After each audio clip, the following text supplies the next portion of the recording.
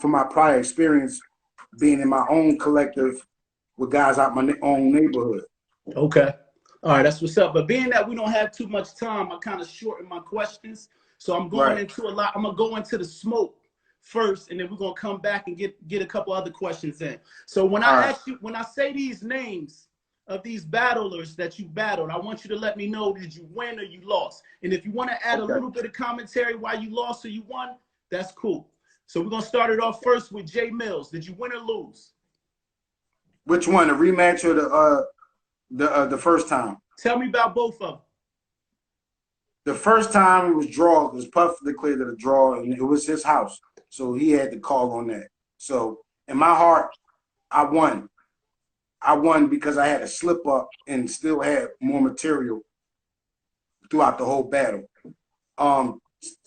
Rematch, I definitely won. That was 2-1. If I had to give him any round, I would give him the second round. But I won the first round and the third round clear. Okay. All right, cool. Bill Collector. Bill Collector, 2-1. Yeah, that was a victory for me on my side. Yeah, I beat Bill. I defeated Bill Collector on King of the Dot, 2-1. The first round and the third round. Okay. DNA.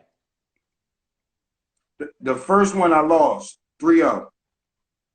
3-0. Okay.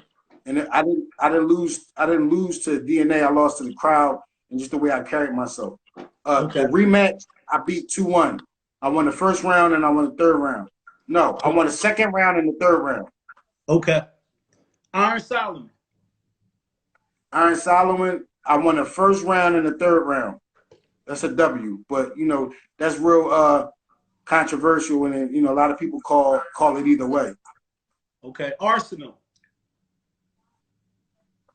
This is my first battle from a dude from Jersey that had some notoriety. So I would say that's a W. I think I got Arsenal in the first round and the third round. Okay. So you said third round he lost his cool. Third round he lost his cool. He was rattled by the crowd, so they helped me a lot. But yeah, first round and the third round. Okay. All right. My song. My son, man, he a great artist, but I got to give myself the W on that one too. That was a 3-0. To me, that was a 3-0. Okay. That was a 3-0. All right, K-Sean. The first round was the closest round, but everything after that was I edged every round. Okay, to me, when I look back on it. Okay. All right, that's good shit. Okay. Yeah, I said K-Sean was next. K-Sean, I lost 2-1. Okay. All right. I won the second round. I won the second round. He won the first round and the third round, and that was in my city. The third round, I just had become unraveled. He came so prepared, and you know that respected him. But yeah, that was a bad day at the office. Okay, all right, no problem. Hollow Man. Hollow Man, that's another controversial battle. A lot of people say he won. A lot of people say I won. I don't know. I'm gonna say a draw because it was definitely both a lot of highlighted moments on both sides. But of course, everybody goes back to the 3Ks. I hate niggas. And so that's how they call it. But, you know, that's controversial. So I'll call that a draw. Okay. All right. And then I got a guy named Fire the Misfit. Was that a body? A clear body? It wasn't a clear body. I mean, shout out to Fire the Misfit, AOG. They're my guys. Actually, I battled 3 guys from that same clip. AOG. Okay. I battled Butter from the Block, Bill Collector, and Fire the Misfit. They all from the same collective as battle rappers are concerned. Okay. But yeah, I got Fire the Misfit the first round and the third round. Okay. Now, you know, being that I'm from Trenton, New Jersey, do you have my man on I'm trying to think real quick. Did you I don't think you battled him yet though. You haven't battled him. I battled Shotgun Suge. I battled Shotgun Suge. I ain't battled Twerk. Me and Twerk got an online battle on Crack Liberty Battle League. Shout out to Zimbo Slice. But yeah, we haven't battled on stage in the building. No. All right. But I battled Shotgun Suge. I battled Shotgun Suge and Arsenal in Philly. Okay, and let's talk about the Shotgun Suge battle. Do you think that you got that one? Yeah, Shotgun came a little underprepared, and I think that was due to under preparation on his part. But yeah, and I had a lot of support in Philly because it was in Philly. But shout out to Crack Liberty. Yeah. But you know, he did his numbers, but yeah, I got that one. That was a clear body to me, 3-0. The only person I had trouble with from Jersey was Arsenal, and that was in Philly too. And he's just that type of artist that commands that type of notoriety when in the ring. Yeah, that disrespect. Now, what about the last question I want to ask you pertaining to the battle is about Cassidy. I know he's from your city, but you know, do you think it would make sense for a E-Ness and a Cassidy battle just for the fans, just for the legendary hip hop, you know, fans out there that want to see that, or you think that it's not even worth it? I mean, I would say I would never do it, but everybody know that's my bro. We from the same city. We you know, we did a lot of time together. But I mean, if you wanted to do it, I would do it. But you know what I'm saying, it would solely be up to him. I'm all for it, but like I don't really want to see I don't really want people to see Philly in that light no more. Philly going against Philly. Well, yeah, we're going against each other and stuff like that. I ain't really trying to be too political, but people, it's actual facts. You can go back on the internet and see interviews with me and him and freestyles with me and him, and we just got that, you know, relationship, you know. So it's like I don't really see the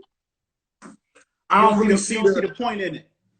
Yeah, you know what I mean? We had to be for some real significant money, and he would have to, you know, okay it and prove it, and it would be something that he would have to do. It wouldn't be something that I would do on my part that I would pursue.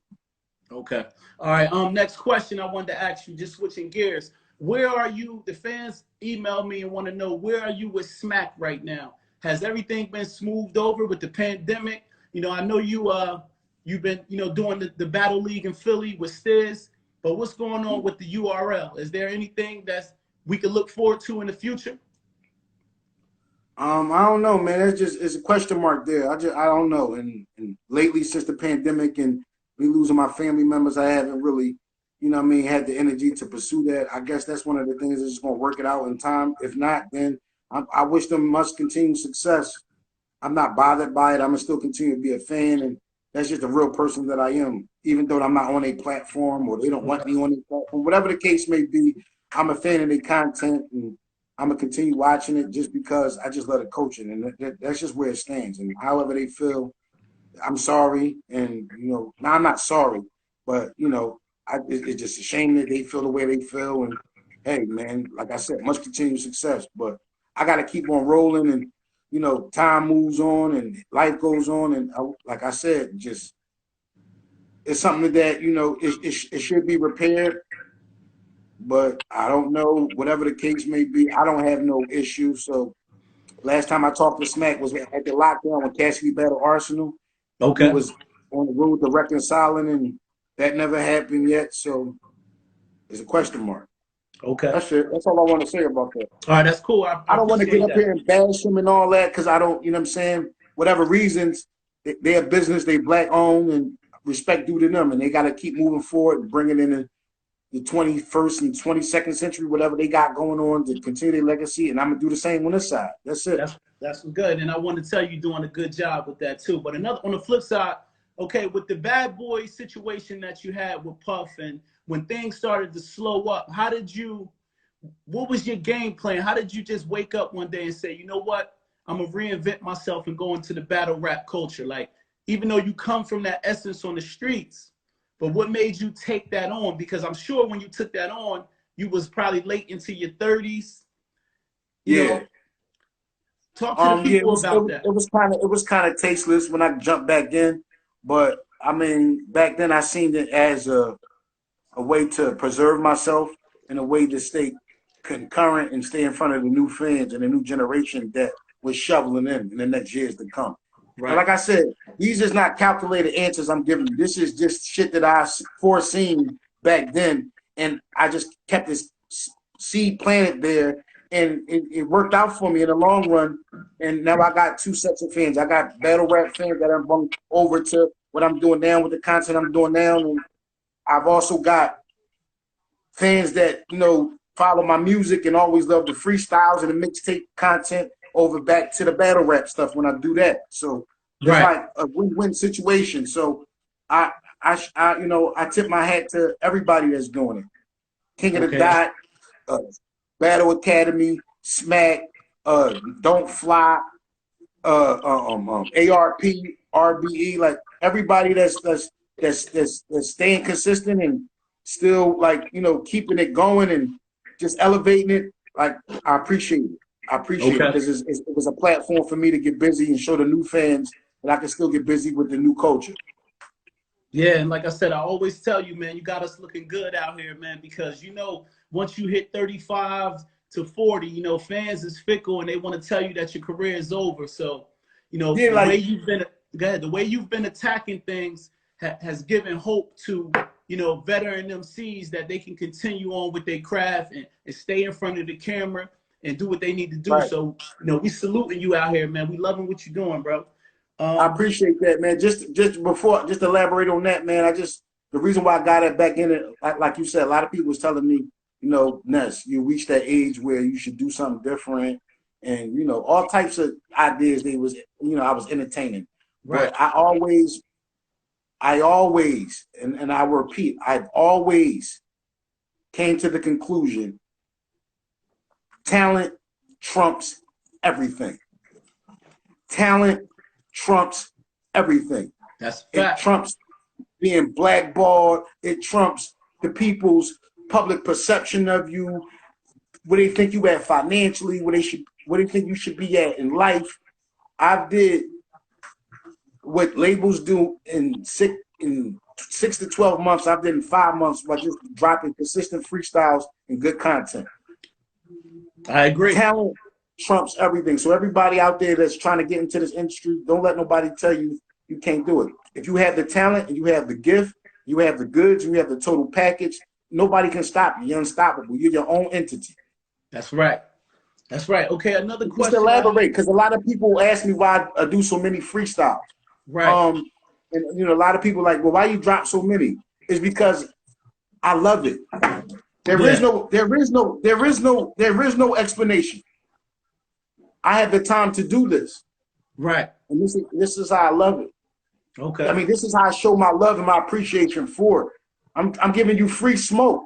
People pay me for this. I have doctors from Tampa, Florida that, you know, write me blank checks to hear me freestyles over beats of their choice. Oh, so now it makes sense why your motivation is where it's at right now. You're getting a check behind the scenes for it. You see what I'm saying? I have people behind the scenes just sending me their own personal choices. So some of these beats that I pick, why he rapped to this, why he rapped to that, it's people that follow my career and that love what I'm doing and love the content I'm dropping. That's, you know, they're kind of basically feeding me these instrumentals. Right. And in my opinion, most of the instrumentals that they give me, I love. They're classics. So I have no problem jumping on them and showing my gift and my talent. Yeah, I noticed that every beat that you jump on, like you jumped on some Wu-Tang shit the other day, and you was giving us all the Method Man moves and everything with it, and that just showed me. I said, yo, he's from the culture, he's from the era, like you know what I mean? Like the way you attack it, I was like, yo, I could really hear him on the remix at that time when that record was hot because you put 100% into it. You know what I mean? Exactly. Crazy. Yeah, like my freestyles get all types of walks of people get on there and comment. I done had Method Man comment. I done had Anderson .Paak comment. I done had Jada Kiss comment. You know what I'm saying? Mark Lamont Hill. You know what I'm saying? I got Justin Renfro. You know what I'm saying? Super Bowl. Championship winner. You know what I'm saying? Like just a lot of people from me just doing what I love. I've gained a team of people that believe in what I'm doing and just 100%, and they're behind it, and it's a good feeling. And I'm just giving people free smoke. The mixtape is done. I'm letting the people direct and draw the card to what they want Ness to do because I did it my way. Right. So far, so I'm leaving it in the hands of the fans and the followers. Okay. That's it. I want to switch gears and talk about last time we spoke on our first live. We talked about you being locked up at a time in Philly where Philly was on fire. I'm talking about you had the Vodkas, the Cheek Raw, the Major Figures, the State Property. Right. You had so much going on. The Philly Most Wanted. You had Miss Jade. You had a lot of shit going on in Philly, and you kind of was away at that era of hip hop. Like, was it hard to come home when everybody was cooking like that and get noticed? Oh, with respect to Cassidy too, adding Cassidy to that too. Yo, the competition was crazy. You had State Prop, you had the Figures, you had the Roots. Even though they was already a seasoned band, a hip hop group, you had Most Wanted, you had Roscoe P. Coltrane, you had you had Nina Ross, you had Chris and Neve, you had fucking, like you said, Cassidy, you had Petey Crack coming, you had Oskino, Freeway, you had, it was just like 1,000, Eve, fucking Charlie Baltimore, Duchess Spade, like it was just it was just knocked the door off the hinges. So a lot of people like, man, I wouldn't have walked for Cheesecake and wouldn't have, like, people don't understand that was literally the last train to Paris to being mainstream from coming out of Philly.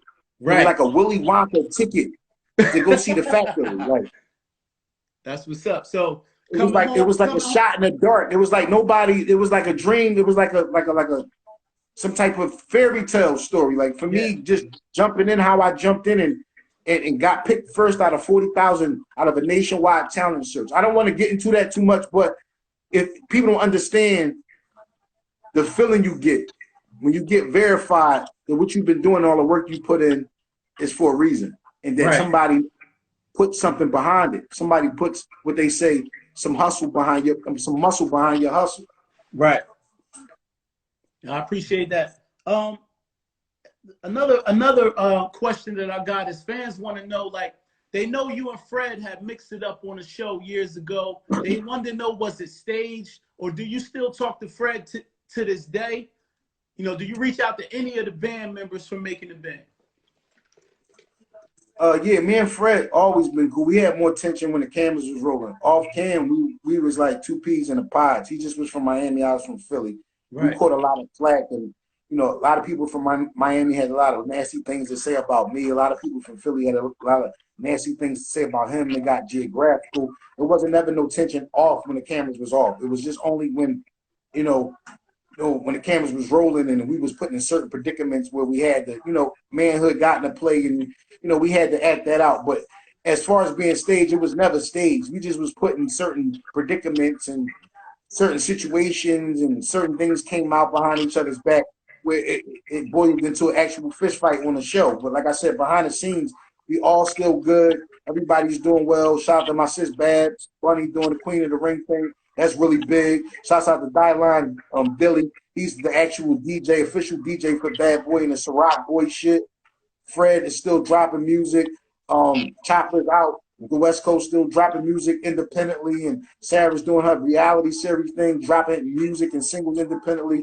We was actually supposed to relaunch a 30th anniversary relaunch tour last year, but because of financial resources, we decided to wait till this year. Then the COVID came in play, so now we're trying to recalibrate things and get that back on deck. So just keep your ears open for that. And the mixtape is coming, hosted by DJ Alamo. Let me borrow this beat.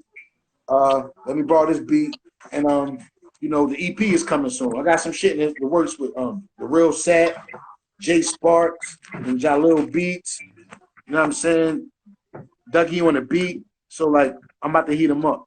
The singles is out too, so go get them. They're available on all platforms: Chick-fil-A, Armani Dreams, and Look at Me, Look at You. And it's all on Apple Music.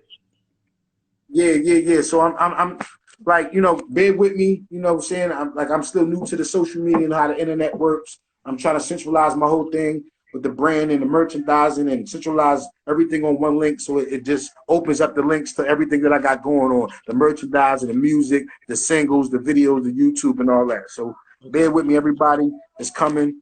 And shout out to Twine, the customer service lady. Shout out to you, Kilogram, for giving me another platform.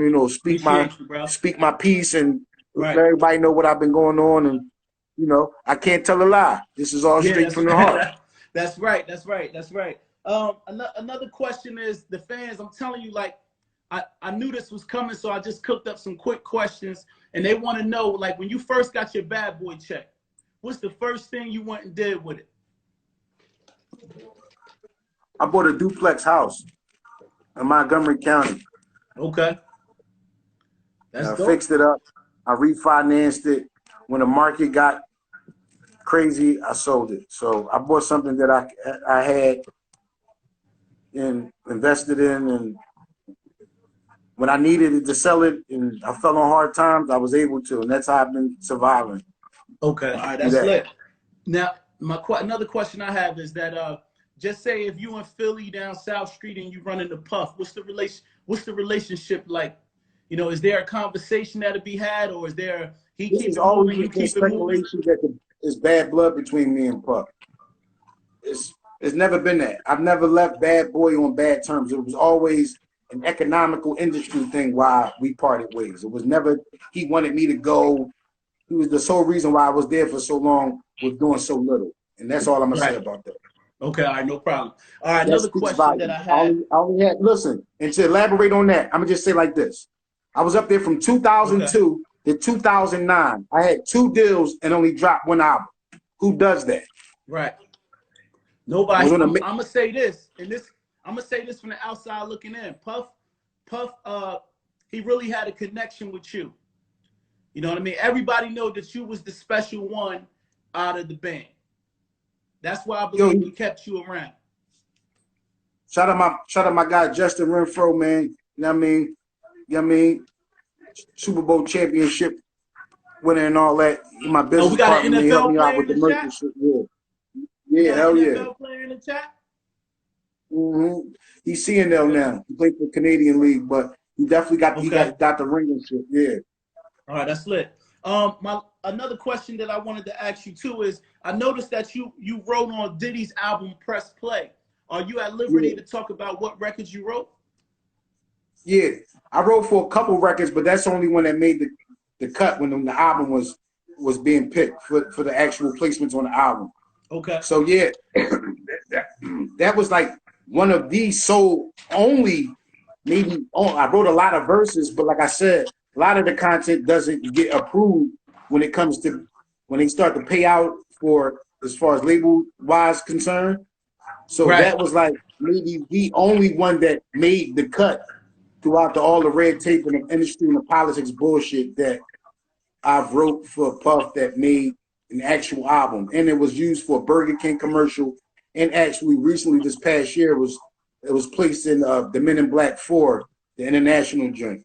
Okay. With the boy from that played Thor. Okay. All right, salute to Mikey T, the movie star. Mikey T, the movie star, is on the chat. I see Big Rod. So when y'all watch that movie, I don't know, you know what I mean, because I know it's probably on Netflix or it's probably on, y'all got Fire Stick, whatever. Y'all watch Men in Black 4, international joint, when they in the club, and he talking like some situation with some alien, he's in the club. It's a club scene. When the record that they playing, that's the record that I wrote. And the verse that I wrote is the verse being played throughout the movie. Okay, so you're telling the fans right now that's listening on the You Better Live podcast that the record that you wrote is in Men in Black 4? 4, yeah. Okay, all right, no problem. So that's no, it's actual facts. You can Google it. You can Google it and do it. You can have a ball with it. You can dig as deep as you want to. It's gonna come out the same on every side. Okay. And that's recent, 2019. So if anybody like wondering what type of relationship I have with Puff, if it wasn't a good relationship, that wouldn't have been approved. He would have blocked it, and they would have picked another record from his vast catalog that he has. I mean, clearly, like I said, Ness, I'm gonna say it again. You was the standout artist that was in the band. Everybody know that. That's not a secret. You know what I mean? Puff even said, I remember back in the day in different interviews, he said he really had a special plan for you, especially when My Hood was circulating. Like that record was gonna go. You know what I mean? I don't know the politics, what happened, but I know at that time it felt like you was next. Like I said, man, I went through two label deals with Bad Boy being up there. So you gotta understand the way the industry goes, you're not promised a deal after you have that first initial deal. Usually it's not like the NBA. Usually who you start with is who you close out with. You know what I'm saying? Right. And you have to really be a big deal to jump from label to label and broker these deals. And you usually owe money when you jump from one situation to another situation. I've got 2 major deals out of one major artist, mogul, iconic record, mogul, music, liquor, fashion, whatever you want. I got 2 major record deals out of him within a 7-year span with only dropping 1 album. And I'm not bragging, but people from my end and from my circumstances and the way I came up, and we don't get those shots. So just to have that opportunity to be up on his tutelage, to soak up the business and the music and how to record and how to promote and market, that was worth $1 million. So I may not have the physical $1 million, but I have $1 million, like Bill said, worth of game. And some of these guys need to listen to the things that I have to say because I have experience. I know the ins and outs, the do's and don'ts, and how to save your money and what to do with it, invest. I did everything from real estate. I've been broke. I've been poor. I've been up. I've been down. I've been up, and then went all the way down, down, and came back in the middle and sustained and went up and went all the way down. I did everything. Right. So I'm not afraid to tell people my story. I lived in bandos, and this is after the Puff shit. I lived in bandos. I had to heat my crib up with kerosene. Like, I've been to the bottom all the way to the top. And I'm not scared to tell people this because the people need to know. When you see me do these freestyles and all that and shit like that, like, I still have to live my regular life. I have family, children, and all that. So, like, I'm dedicating my time into entertaining y'all. And it's not nothing else that I just love it. That's it. Yeah. I just love it. I just love it. All right, to switch gears, man. I got 2 more questions, and I know you got get ready for your next interview at 9 o'clock tonight. I'm gonna be tuned into that too. I don't know if you're at liberty to speak about it, but, you know, like you said, you spoke about brotherly love earlier today, like you and your brother Cassidy, and how you would like to see Philly stay together. What do you think about this Meek Mill and Quilly Mills? I don't want to call it beef because Meek hasn't responded, so I'm just going to call it a disagreement, or these brothers just not seeing eye to eye. What's your take on that? I ain't trying to be politically correct. I think just the whole coming at Meek is just been done before. Right. And I just don't want to see 2 great Philly artists go at it. You know, I'm just tired of seeing that. That's just my actual belief on it. And I'm not trying to sound politically correct. I don't have no dog in this fight. I know everybody say the same shit, but I really don't care about it. And I just wish it would stop. And Drake came at me. This person came at me. It's been done before. I don't want to keep seeing that. Yeah. Like that person, you know what I mean? He did so much on so many levels. He is who he is. Just let that be. And just live your life and do your music and do your shit and put out your shit and gain your followers and gain your audience and just become who you supposed to be. That's it. That's right. All right, man. I think that was a good answer right there, man. You know, that was because people be like, yo, you just trying to be like, no, that's how I feel in my heart. Leave that man alone and just do your own shit. And I fuck with Quilly and I fuck with me. Right. You know what I'm saying? I just think niggas need to just stop this shit and just do music and put out good content. That's it. Right. Bottom line. That's it. Okay.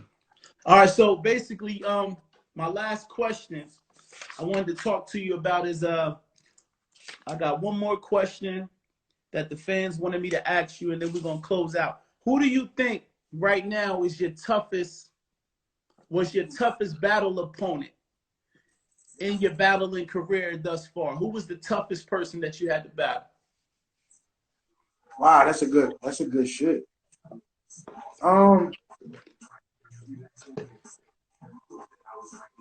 If I would have had this, if you had to put a gun to my head, Arsenal.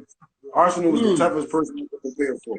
I had to over prepare for Arsenal because of the tenacity and the shit that he brings and the way he performs and the way he writes. I had to over prepare. It's like, you know, when they say you got to make the net 3 times bigger than the catch, I had to make the net 4 times bigger for him. Okay. So you had to over prepare for Arsenal. And I like to hear that because that we say? Had like 4 or 5 rounds of material. Wow. I like to hear that because it's Jersey, so that's always a good thing. You know what I mean? When we can slide in somewhere, I always appreciate that, man. You feel me? No, but I got mad love for Jersey. Shout out to Jersey. You know what I mean? Shout out to Jer. Shout out to Big Oo. Shout out to you. Shout out to Pretty Tsunami. Yeah, Pretty Tsunami. Like, you know what I mean? I'm gonna Jersey, stop you like, right there. I'm gonna stop you right there. You know you named 3 Trenton artists just now, right? Hey man, I'm gonna take it. I'll take it. But listen, I got one more question. Can you tell the fans where you know me from? Because I have a story how I met you, but I want you just to tell them how did you meet me? How did you hear of me? Keep it all the way G. I'm gonna keep it all the way G. I seen you on the Too Raw for the Streets joint when you had the video with Petey Crack. That's how I initially seen you. I think I must have bumped into you in traffic, but I knew you was dealing with a football player at the time. I don't know. Right. Yeah, Sean Andrews from the Eagles. Yeah. So this am I don't know. Yeah. Am I sounding a little bit close? Yeah, no. You spot on, but I'm gonna tell you, one day I'm on South Street, me and my guys from Trenton, right? And you was on South Street just by yourself. You probably don't remember this, but this like 2007, 2008. And as I'm walking by you, you was like Kilogram. And I'm like, I know who you are, but you acknowledge me. And I'm bugging out. The niggas I'm with, they Joe now. You feel me? They like, hold, you know E-Ness. I'm like, and you told me you seen my joint on MTV Jams. I had a club joint late night. I guess you was up late night and you was like, yo, I seen your video the other night on MTV. And I'm like, that was huge. I got your number. And, you know, we did a record months later. We did a freestyle over a 50 Cent Get Money record. And then I want to thank you and give you your flowers because you plugged me with Gilly the Kid. It was you that made that happen. That turned into a video with Gilly that went on World Star, that played on the radio. So I want to give you your flowers and tell you that I appreciate you. You know what I mean? You already know, bro. And that was our relationship, bro. Like, that's how we met. You know what I'm saying? It's just like, and from there, we only did one record. But we've been solid throughout the rest of the years since I seen you. That had to be 13 years ago when I ran into you on South Street before we did the record. And you always been a real nigga. I see you still liking shit on Instagram. You're not Hollywood or letting the fame go to your head. And I appreciate it when my niggas stay grounded. You feel me? So that's love right there, bro. Make sure y'all go download that Let Me Borrow This Beat mixtape, man. Hosted by DJ Alamo. You already know. Shout out to my bro, Kilogram. Cannot tell a lie. E-Ness. You already know. Signing off. Salute, man. Enjoy. I'm tuning into. Make sure they tune into your first 48 interview tonight. Give them that information. Yo, shout out to my man Mac, man, Johnny Mac, man. First 48 interview tonight. Tune in, man. Live. E-Ness live. Johnny Mac live. First 48 live. Shout out to NH. You already know. Salute, bro.